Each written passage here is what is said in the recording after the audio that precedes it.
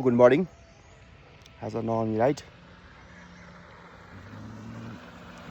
लाकुरी थियो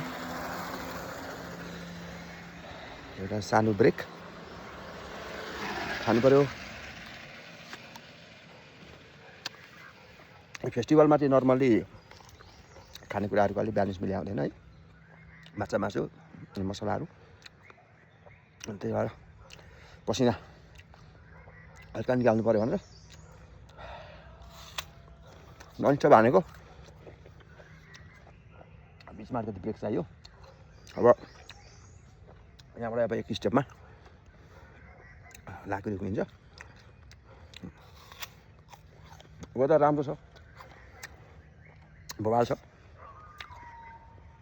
ओके नवमीको शुभकामना रमाइलो गर्नुहोस् enjoy the festival okay by by